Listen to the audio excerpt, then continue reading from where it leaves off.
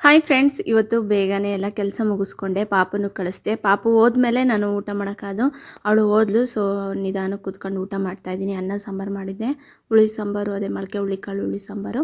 So ಊಟ ಮಾಡಿ ಒಂದು ಸ್ವಲ್ಪ ಹೆಂಗಿದ್ರು ಫ್ರೀ ಆಗಿದ್ವಲ್ಲ ಇವತ್ತು, ತೋಟಕ್ಕೆ ನಾವು ಹೋಗೋಣ ಅಂತೇಳ್ಬಿಟ್ಟು ರೆಡಿಯಾಗಿ ಹೋದೆ. ಅಲ್ಲಿ ಡ್ರಿಪ್ ಪೈಪ್ ಒಂದು ಸ್ವಲ್ಪ ಎಳೆದಿರಲಿಲ್ಲ. ಮೇಲ್ಗಡೆ ಮಡಿಯೆಲ್ಲ ಎಳೆದಿದ್ದೆ, ಕೆಳಗಡೆ ಮಡಿದು ಎಳಿಬೇಕಿತ್ತು. ಸೊ ಅದಕ್ಕೆ ಅವನು ಮುಗಿಸ್ಬಿಡೋಣ ಅಂತೇಳ್ಬಿಟ್ಟು ಎಳಿತಾ ಇದ್ದೀನಿ. ನಾನು ಒಬ್ಬಳೇ ಬಂದಿದ್ದೆ, ನಮ್ಮ ಯಜಮಾನ್ರು ಬಂದಿಲ್ಲ. ಸೊ ಬರಬೇಕಾದ್ರೆ ಗಾಡಿಗೆ ಬಂದೆ. ಇನ್ನು ಎಲ್ಲ ನೋಡಿಕೊಂಡು ತೋಟ ಎಲ್ಲ ನೋಡಿದೆ. ಒಂದೆರಡು ಕಾಯಿ ಬಿದ್ದಿದ್ವು, ಅವನು ತಗೊಂಡೋಗಿ ರೂಮಕ್ಕೆ ಇಕ್ತೆ. ಇನ್ನು ಕರೆಂಟ್ ಬರುತ್ತಲ್ವ, ಪೈಪ್ ಇಲ್ಲ ನೀರು ಕಟ್ಟೋಕ್ಕೆ.